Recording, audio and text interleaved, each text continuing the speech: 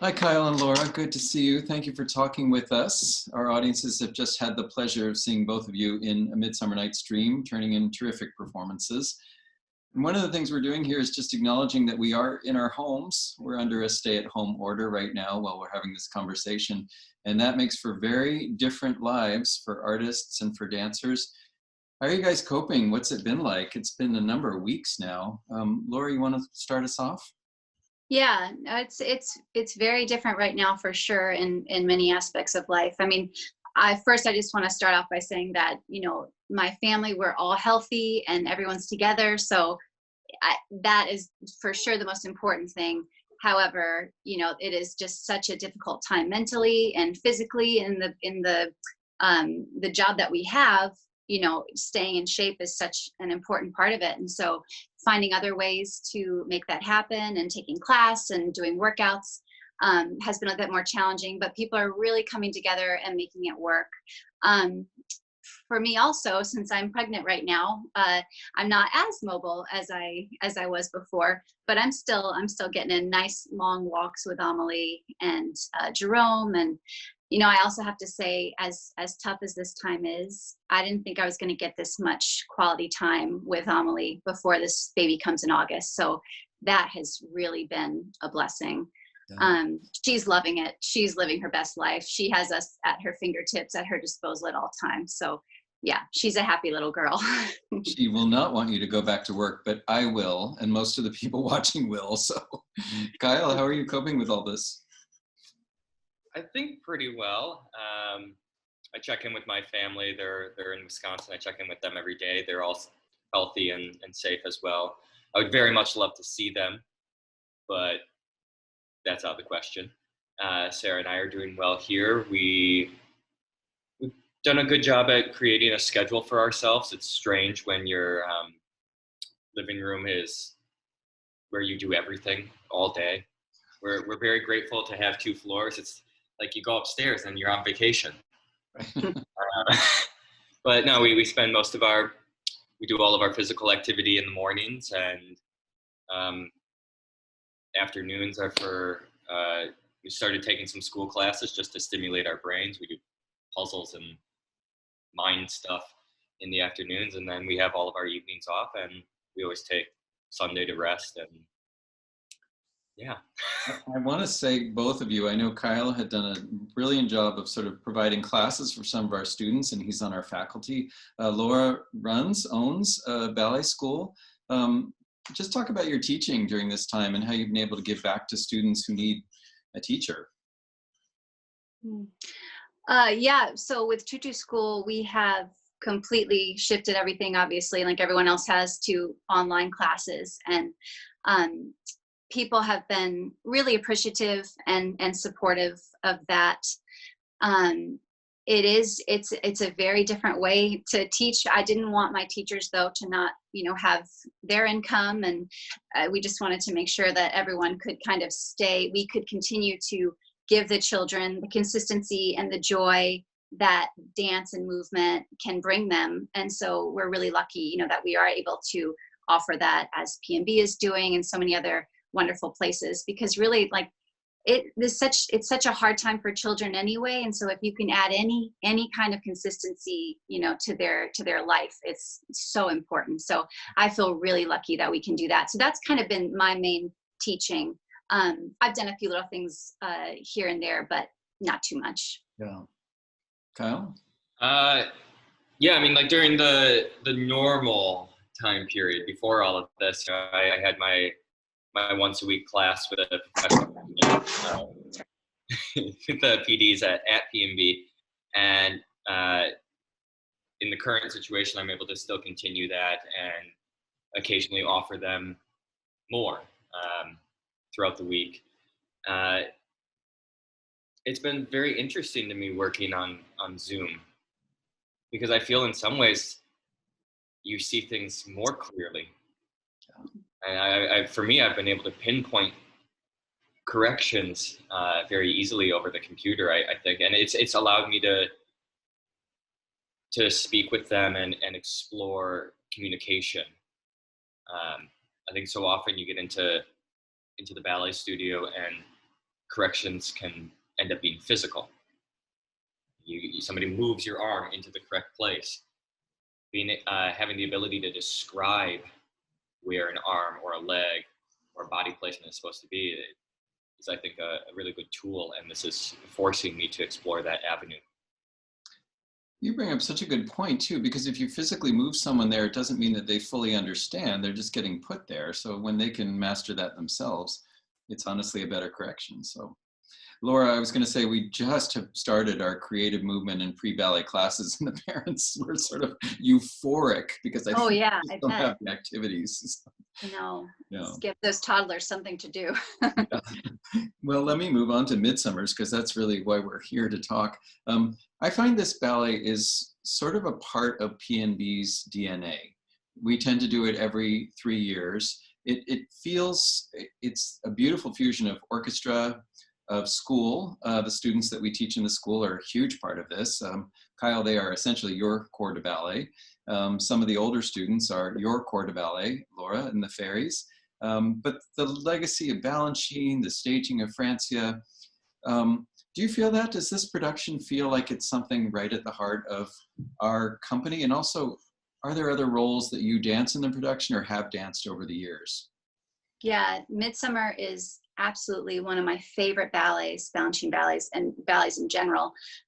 It kind of always has been. I have such good memories of watching New York City Ballet perform it, and you know, when I'd be a summer course kid at SAB and going across in the plaza, they'd have the Midsummer Night's Swing, and it was all these things. And New York City Ballet would be performing Midsummer at that time, and so those are wonderful memories. And then coming to PNB, I actually performed the role of a hound at the Hollywood Boal, which was so amazing and exciting. I was in the professional division, and I just had the time of my life. And we met Julie Andrews, and I was in my hound costume, and I made all my friends come over, and they were like, "Really? But we're in our hound costume." I said, "Who cares? It's Julie Andrews. Let's do it." So we took a picture with her, and so I went from there, and then I performed the role of a fairy and divert corps and divert principal and Titania, and it is so special to revisit it every few years. It's a magical ballet, and the kids have such a big part in it, and the little bugs are so sweet. And yeah, the choreography is just genius, and I laugh every single time. It's just so funny. It's just such a funny ballet, no matter how many times you've seen it. So. Yeah. Kyle, you got a couple roles, right, over the years? Yeah. I think the first time that I did the ballet, I was one of the actors, and also the courtiers in the second act, and moved out of that into divert corps, which is, I think, one of the most satisfying corps roles I have ever in my career had the opportunity to dance. And then, moving out of that, I did Titania and Oberon, and yeah, I absolutely love this ballet. And to know that it has such a great history with this company and throughout my own career, and how important these costumes are to the costumes and the sets are to the organization and the people who built them for us, and sort of that legacy of people who have worn them, the people who have worn those crowns, and to be able to place that on your head as well and sort of add to that lineage is really great. And I can't wait to see this ballet return to the stage and the people who will dance it in the future. So you remind me, at New York City Ballet in our costumes, you could see the names. I think mine had Thomason for Helgi Thomason and Anderson for Eve Anderson. Is that the same? I don't know if those names are in your costumes. Do you see the past casts listed? You see some of them. Some of them. It depends on the costume or the ballet, but yeah, it is really fun to see like all the different ballerinas that have gone before you, or dancers. So is there a weight that comes with these roles of Titania and Oberon? I mean, beyond PNB, a lot of the great male dancers, particularly some of the shorter ones, have danced Oberon. There's a real legacy there, and certainly Melissa Hayden, the first Titania, but Suzanne Farrell, and a million other really great talents in that. Do you feel that weight when you step into a role like this for the first time? I think so. Yeah, I mean, Oberon was, I mean, that was Eddie. Yeah. Eddie Boal. I mean, that's a big name to try and step up to. Yeah. It was your role. It was, you know, it's been danced by everybody. I mean, just recently, I mean, I know that, you know, we were in this pandemic is global, and San Francisco Ballet was just doing, when they got shut down, they were just doing this production of Midsummer. One of my favorite dancers, Joseph Walsh, was taking on this role as Oberon. It's a lot, I think, to be a part of that collective Yeah. group. Yeah, I would agree with the ballerinas that have done this role as well, the role of Titania or Divert Pas, any of them.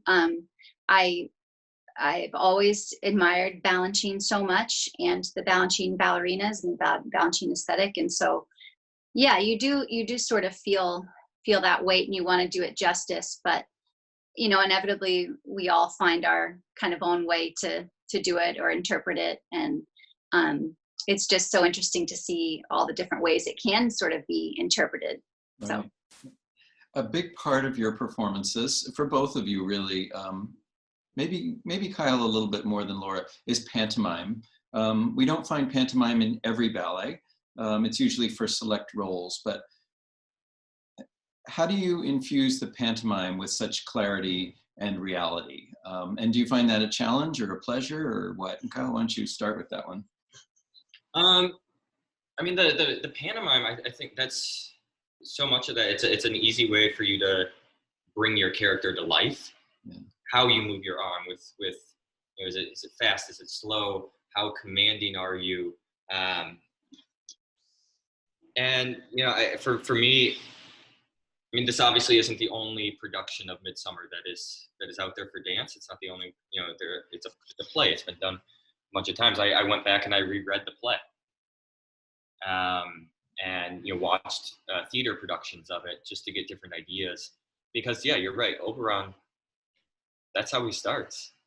Yeah. Just walking onto stage and arms, and I want this, and it's my idea. I'm gonna steal this child, and you know. It's really fun to do the pantomime for me, to build that character. Laura, yours is less so, but you do have to convey falling in love with a donkey. What are the challenges of that? Oh, I love that pas de deux so much. It's just so sweet and endearing. I never really find that pantomime to be that challenging. It comes pretty naturally. I think for me and a lot of the dancers, and it's also just so sweet and funny. I mean, you have this sad, pathetic little donkey that you're, you know, carrying around, leading around the stage, and so I remember when I first started doing Titania, I would imagine my chocolate lab Bonnie, and I'd like scratch the donkey's ears and just picture my little Bonnie when I would do it. Perfect, natural. Yeah. I was thinking that their partnering challenges, of course, with the nocturne pas de deux with the donkey. And Kyle also, there's a cape that is especially long. Did that cape trip you up? Did it pose challenges, or? Capeography, yeah. Yeah. Yeah, no, it's definitely a tricky little thing to get used to, and I'm glad that we have access to the cape in the studio, because if we were trying to, you know, go on stage, you know, just in that tech week and add the cape in there, I think it would be a nightmare. It's a lot of fabric to throw around. I think it's more work, actually, I think, for the butterflies that have to attach it to us later on in the ballet. Yeah. I think that's so nerve-wracking for them. I've always felt over the years. Laura, do you run into a snout every now and then in the donkey pas? Oh yeah, definitely. You'll get kind of a snout in the eye, or, you know, a hand maybe where it shouldn't quite be, but overall they do an amazing job in that big mask and costume. Yeah. I wouldn't want to do it, but there are times that Balanchine has empowered his students. I think he always treated his students with this highest level of respect. I felt like their material was challenging, their formations were challenging, He certainly does that in the scherzo. He's entrusted the role of the corps de ballet to small children. Kyle, what does it feel like to dance with those students? They range in age from probably about 9 up to about 12. Is there a bonding between you and them in that scherzo? You know, honestly, I wish that we got to connect with them more. I mean, they're Oberon's little army. Yeah. And it's a huge responsibility for them. Their choreography is quite intense. Their spacing is pivotal to the success of the scherzo. I mean, what Oberon is doing, I mean, he's jumping around. It's hard, but it's all dependent on where the kids go. And there's that one diagonal where you're jutting backwards and you just hope that they're where they're supposed to be. Right. You don't want to step on anybody. Right. And don't, luckily. Right. And then, I feel like Oberon has more freedom with his spacing because people tend to clear, but the butterflies are coming in as well. There's the 5 of them, plus how, I don't actually know how many children it is off the top of my head, but it's a fair number, and they're fantastic. Yeah. Yeah, all under the watchful eye of Otto Newberg, credit to him. Laura, Balanchine had a certain aesthetic about his female dancers in particular. I think Titania is often the embodiment of that aesthetic. But it wasn't just for Titania. I feel like every fairy in the group also embodies that aesthetic. Does it feel like there's a sort of a sisterhood with your corps de ballet of fairies throughout the role? Yes, definitely. Especially in the song when, they're basically essentially singing Titania to sleep in the shell and dancing for her, and we dance together. And I've always kind of loved that moment in the ballet. You have these specific moments where you can look directly into somebody's eye and kind of give them a little nod or a smile, and it always changes every performance. And it is a really special kind of bond between those beautiful ladies that are dancing out there. Yeah.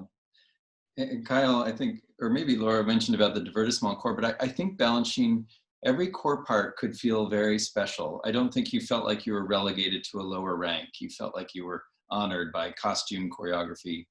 I love that he did that. Mm-hmm. I think just in general, the ballet has so many opportunities to display the company. Just from Oberon and Titania to Puck, the 4 lovers, the divert principals, the entire divert corps feels like it's something that is, special. Mm-hmm. It's such a great chance for so many people to be seen. Yeah. It's interesting because I was thinking about who to talk to for these Meet the Artists, and obviously you two and your characters came to mind first, but then I started to think, well, the lovers would be a great conversation, and so would Hippolyta. And it's an ensemble work. It really is. It showcases everybody in the company. And many of those are our professional division students in the roles of the fairies and other parts, which they contribute so significantly as well. What is it about Balanchine? Dancers love Balanchine. I do too. I did too as a dancer. Where does Balanchine stand apart from other choreographers for you? For me, it's really the way he just used the music and the movement together. And for my body specifically, the movement feels so natural. The choreography just feels like it was made for the dancer. We can all kind of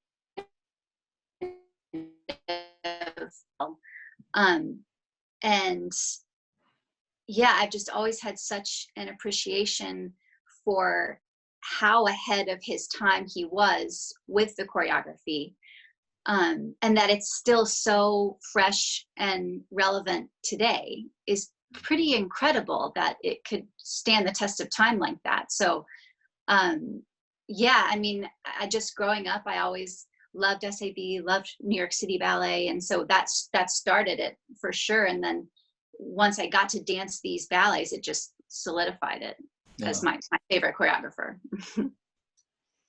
I feel like there's a certain pureness. There's a simplicity to Balanchine's choreography that's written in the music.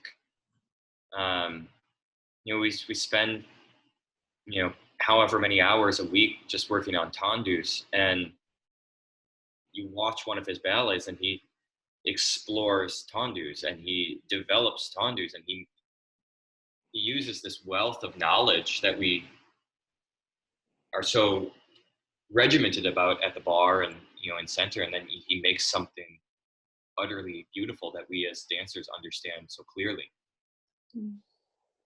In many ways, I always found that his ballets, I think I maybe knew this as a dancer, but when I started to stage his ballets, I realized that his ballets teach you to be a better dancer. There's moments that you have to move to that position that your teachers have been telling you to move to for years. And I wonder, he was probably reiterating those points in his choreography. What are the hardest technical aspects that Scherzot's considered to be one of the most challenging 4 minutes of dancing? It's about 40 minutes of dancing compressed into 4 minutes. What are the challenges that you face technically in that? Wow, the battery is pretty substantial.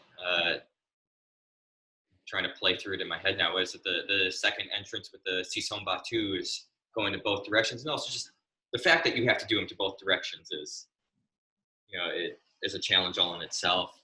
The quickness of every single pirouette. And I think the scope at which you have to travel every entrance.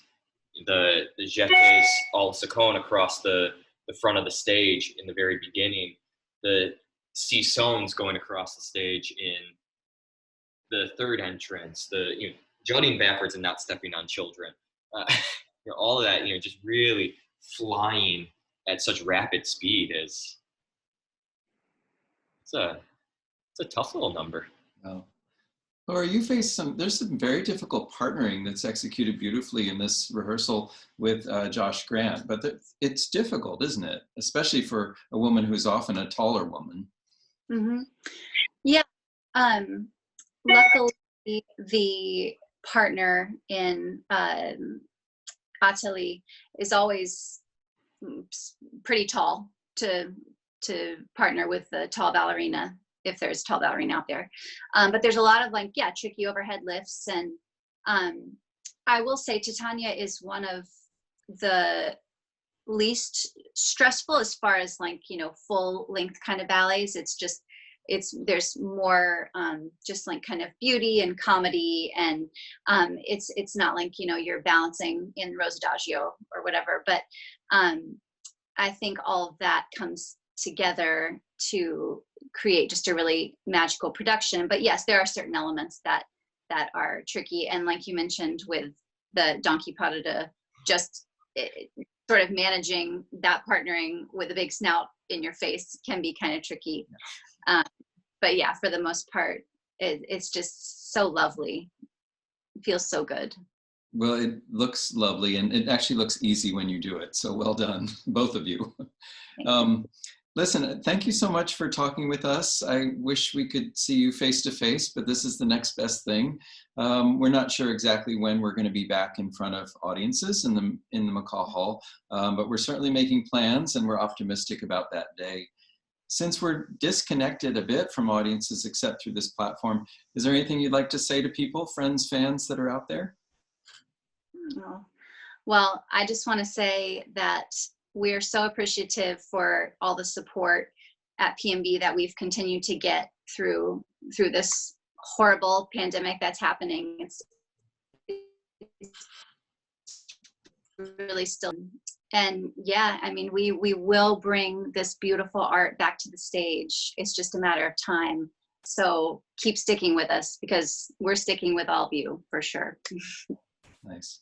I 100% second that, and we're revving up at home to continue dancing, and this is not the end. We're coming back. It's going to be beautiful. It's going to be a wonderful time.